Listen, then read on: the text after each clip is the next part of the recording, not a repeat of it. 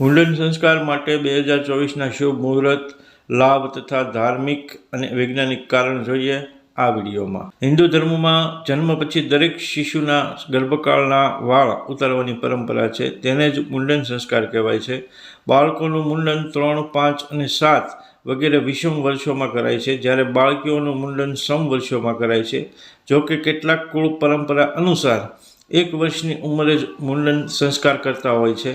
મુંડનને લઈ હિન્દુ ધાર્મિક માન્યતા છે કે પૂર્વજન્મના ઋણથી મુક્તિના ઉદ્દેશ્યથી જન્મકાલીન વાળ કાપવામાં આવે છે। આ ઉપરાંત વૈજ્ઞાનિક દ્રષ્ટિ મુજબ જ્યારે બાળક માતાના પેટમાં હોય છે તો તેના માથાના વાળમાં ઘણા નુકસાનકારક બેક્ટેરિયા લાગી જાય છે, જે જન્મ પછી ધોવાથી પણ નથી નીકળી શકતા, માટે બાળકના જન્મના 1 વર્ષમાં 1 વખત મુંડન કરાવવું જરૂરી છે।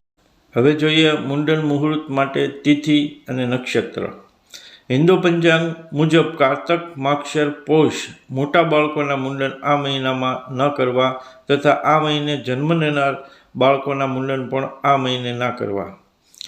મહામુંડન અષાઢ એકાદશી પહેલાં કરો। ભાદરવો અને આસો મહિનામાં બાળકોના મુંડન સંસ્કાર કરાવવા જોઈએ।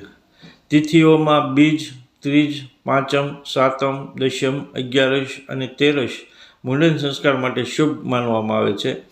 મુંડન માટે સોમવાર, બુધવાર, ગુરુવાર અને શુક્રવાર શુભ દિવસ માનવામાં આવ્યા છે। શુક્રવારે બાળકીઓના મુંડન ના કરવા જોઈએ। નક્ષત્રોમાં અશ્વિની, મૃગશીર્ષ, મૃગશિરા, પુષ્ય, અસ્ત, પુનવસુ, ચિત્રા, સ્વાતિ, જયેશ, શ્રવણ, ધનિષ્ઠા અને શતભિષા મુંડન સંસ્કાર માટે શુભ માનવામાં આવ્યા છે। કેટલાક વિદ્વાનોના મતે જન્મ મહિનો, જન્મ નક્ષત્ર અને ચંદ્ર 4થા, 8મા અને 12મા શત્રુઘરમાં હોય ત્યારે વાળ ઉતારવા પ્રતિબંધિત માનવામાં આવે છે। તે જ સમયે કેટલાક વિદ્વાનો જન્મ નક્ષત્ર અથવા જન્મજયને મુંડન માટે શુભ માને। હવે જોઈએ મુંડન સંસ્કારના લાભ। મુંડન પછી બાળકોના શરીરનું તાપમાન સામાન્ય થઈ જાય છે, તેનાથી મસ્તિષ્ક સ્થિર રહે છે, સાથે જ બાળકોને શારીરિક તથા સ્વાસ્થ્ય સંબંધી સમસ્યાઓ નથી થતી। મુંડનના પ્રભાવથી બાળકોના દાંત નીકળતી વખતે થતી પીડા દૂર થાય છે। જન્મકાલીન વાળ ઉતાર્યા પછી મસ્તિષ્ક પર તડકો પડવાથી વિટામિન ડી મળે છે, તેનાથી કોશિકાઓમાં રક્તનો પ્રવાહ સારી રીતે થાય છે અને તેના પ્રભાવથી ભવિષ્યમાં આવતા વાળ પણ સારા થાય છે। મુંડન વિશે યજુર્વેદમાં ઉલ્લેખ કરવામાં આવ્યો છે કે મુંડન સંસ્કાર શક્તિ, ઉંમર, સ્વાસ્થ્ય અને તેજ વધારવા માટે કરવામાં આવતો ખૂબ જ મહત્વપૂર્ણ સંસ્કાર છે। તો હવે જોઈશું મુંડન સંસ્કાર માટે 2024માં કુલ 22 શુભ મુહૂર્ત છે।